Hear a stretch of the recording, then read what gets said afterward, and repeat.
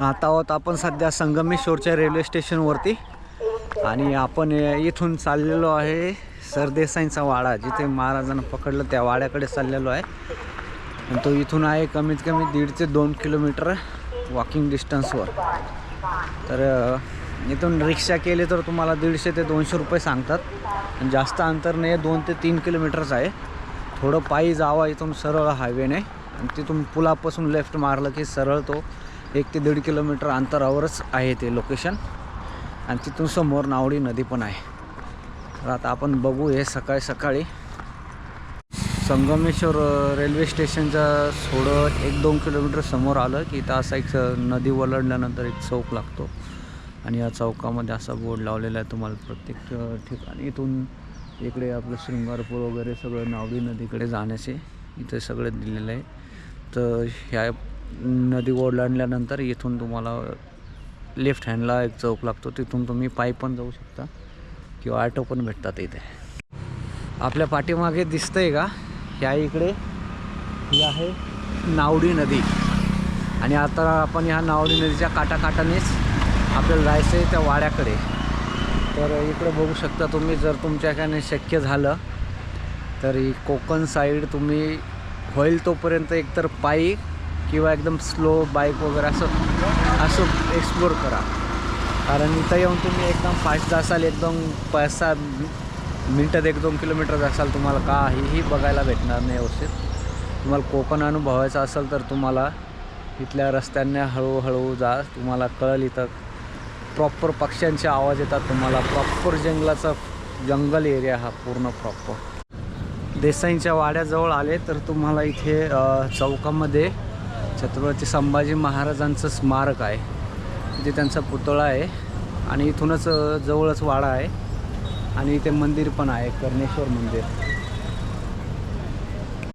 आपली जी यात्रा आहे कन्याकुमारीपर्यंत, तर याचं पहिलं लोकेशन होतं आपलं संगमेश्वर. संभाजी महाराजांना जिथं पकडलं ते पहिलं लोकेशन होतं आपलं. आणि आता इथून आपली यात्रा स्टार्ट झालेली आहे.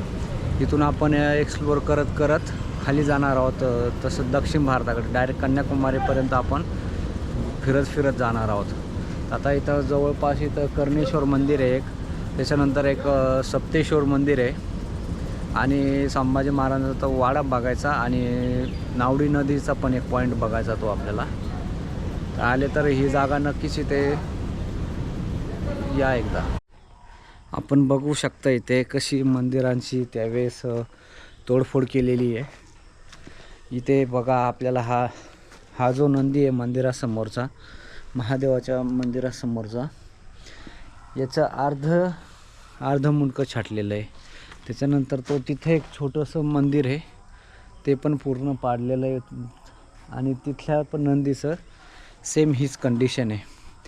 आणि तुम्ही बघितलं असेल रायगडावरती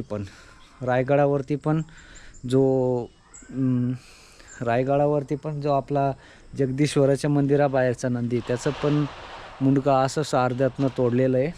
आणि अजून एक इथे मंदिर आहे, तिथं पण तो नंदी, त्याचं पण मुंडका असंच अर्ध्यातनं तोडलेलं आहे.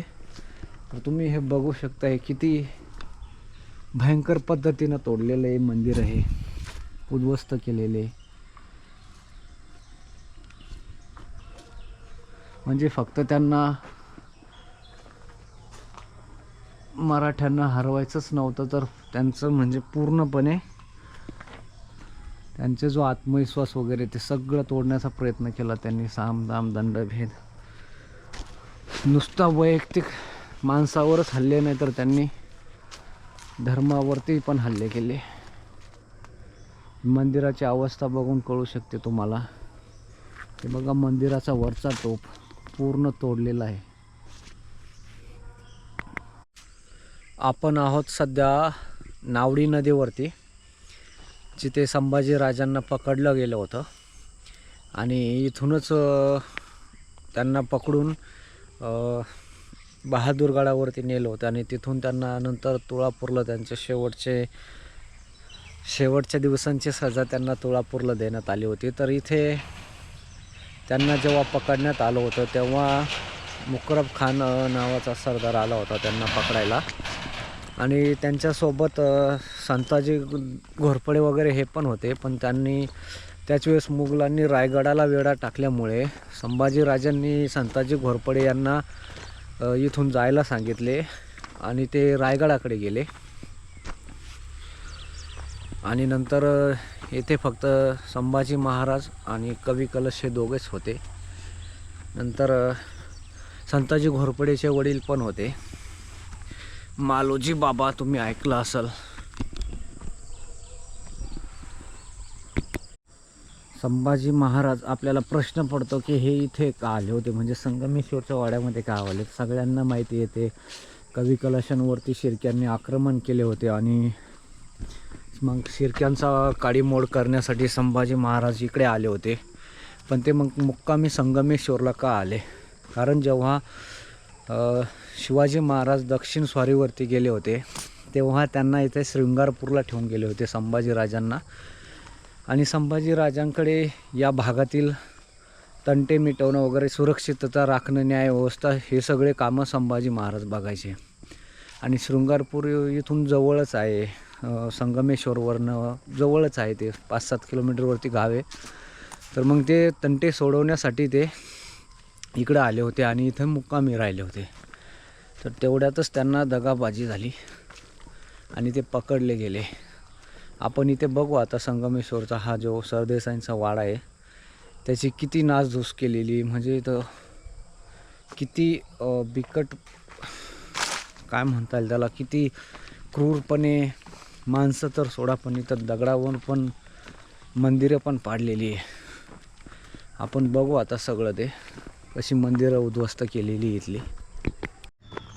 ही ती जागा आहे जिथे मराठ्यांचा मुकुट मोगलांच्या पायात पडला होता, जिथे अखंड हिंदुस्थानचे भविष्य मोगलांच्या हाती सापडले होते आणि जिथे कदाचित जर संभाजी महाराज इथून एकदा सटकले असते तर जे पुढे 150 वर्ष घोळलं आपल्याला इंग्रजांनी, कदाचित तो पण इतिहास वेगळा राहिला असता. ही तर वाड्याजवळच एक गोड पाण्याची विहीर पण आहे, बघू शकता. खूप खोल आहे, जुनंच बांधकाम इथं, पण खाली पाणी पण आहे त्याच्यामध्ये. आणि हा वाडा काही जण म्हणतात हा आत्ता बांधलाय, काही म्हणतात जुनंच बांधकाम आहे. पण वाड्याकडं बघून तर असं वाटतंय की हा त्या काळचाच वाडा आहे. किती म्हणजे अमानुषपणे आक्रमण झालं असेल याच्यावरती. सौखंड वारा पडलेला आहे.